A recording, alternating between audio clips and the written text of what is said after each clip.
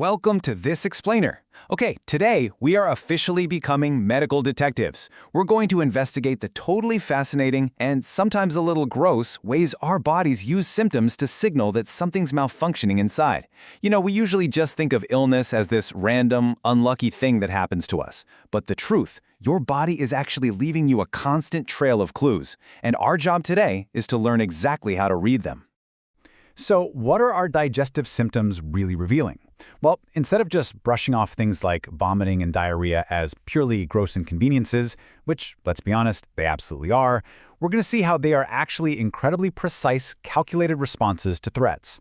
They aren't just random flukes. They're literally a highly developed language your body uses to scream, hey, something has gone totally wrong down here. Here is our case file for today. First, decoding digestive signals. Second, the mechanics of vomiting. Third, investigating vomiting. Fourth, understanding chronic diarrhea. Fifth, clues in the stools. And finally, solving the medical enigma. Let's get right into it. Starting with Section 1, Decoding Digestive Signals, the body's alarm system. To really dive into this, we first need to normalize these universal, albeit super unpleasant, human experiences. Because, look, symptoms are not just random, they're highly specific forensic clues pointing to exact culprits. To solve these medical mysteries, we literally have to look past the discomfort and focus on the specific characteristics of, well, what comes out of our bodies. Like, is it sudden? Is it chronic? What does it actually look like? Every single one of these details provides a roadmap straight to the root cause, whether that's an infection, an anatomical blockage, or even a neurological trigger. So next time you feel sick, remember this. You aren't just suffering, you are gathering evidence.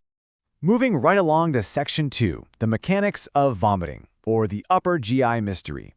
Let's start our investigation at the very top of the digestive tract.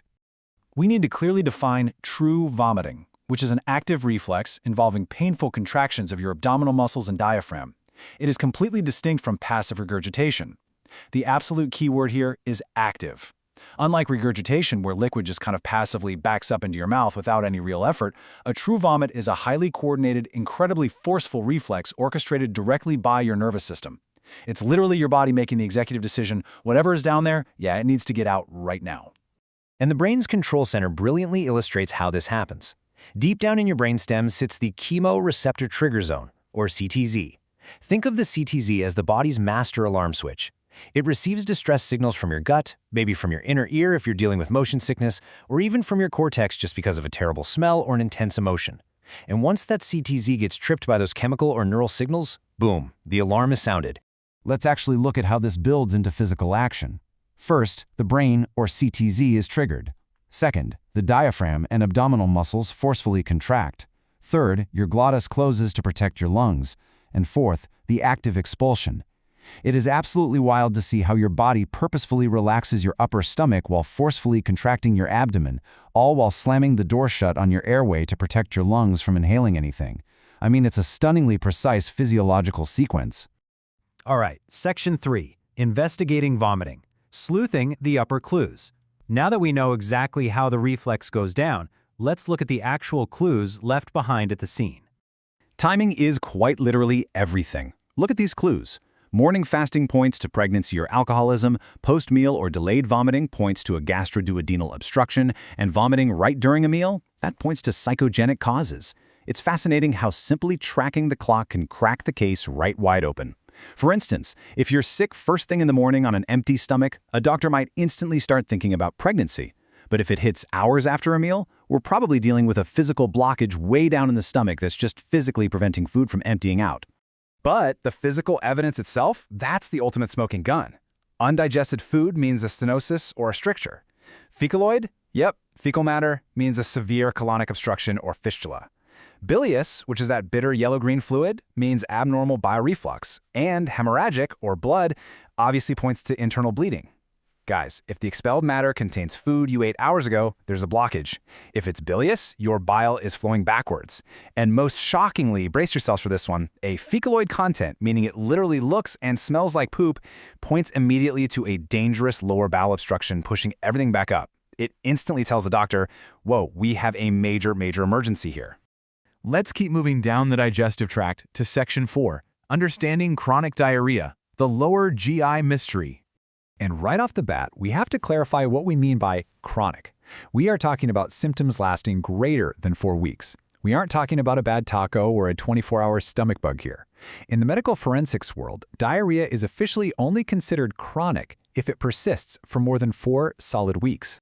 To be incredibly precise, the definition of chronic diarrhea is the emission of stools that are too liquid, too abundant, weigh more than 300 grams a day, and too frequent, meaning more than 3 times a day, for over a month. So just remember the rule of numbers: more than 300 grams, more than 3 times a day, for more than 1 month. As you can imagine, this is a massive, massive drain on your body's resources. To understand what actually breaks down here, we really have to look at the anatomy of the small intestine. It's a huge, incredibly complex organ, about 4 to 7 meters long, and it's completely responsible for absorbing all your nutrients and water. Digestion and absorption are tightly coupled processes happening across this vast, twisting surface area. If anything at all disrupts that synchronized dance, boom, you get symptoms. And doctors generally narrow it down by comparing 2 main mechanisms: secretory diarrhea versus motor diarrhea. Secretory involves massive water secretion that persists even when fasting and is highly voluminous. Motor involves a rapid transit time, urgent post-meal onset, and often contains undigested food. By figuring out which one it is, doctors can isolate the exact culprit. Are your gut linings actively weeping massive amounts of fluid, like a leaky faucet? That's secretory. Or is your intestine just on overdrive, pushing things through so fast there's zero time to absorb water? That's motor. All right, that brings us to Section 5, Clues in the Stools, Visualizing the Evidence. Not exactly dinner table conversation, but scientifically, pure gold. Think about the intestinal villus. Inside your gut, there are millions of these microscopic finger-like projections. They're perfectly designed to catch and absorb nutrients into your bloodstream. But when these delicate little structures get flattened or damaged, which is exactly what happens in something like celiac disease, they literally cannot do their job. They can't absorb fats, vitamins, or nutrients. This leads to a domino effect we call malabsorption. These visual metaphors perfectly, totally illustrate what malabsorption looks like in real life. Because those fats and nutrients aren't being absorbed, the stools can look massive, bulky, and completely shapeless, basically a cow patty. Or they might look pale, greasy, and actually float in the toilet because they are completely loaded with undigested fat. I know, it's a bit gross, but as medical detectives, this is literally the smoking gun evidence we need. On the flip side, what if you see clearly undigested plant matter, like whole peas or totally intact plant fibers? Well, that is a classic hallmark clue of motor diarrhea. It's solid proof that the food you ate just sped through the entire 7 meters of your digestive system way too fast to be properly broken down. Your internal transit system basically just hit the fast-forward button. Okay, wrapping things up with Section 6, Solving the Medical Enigma. How does a doctor piece this all together?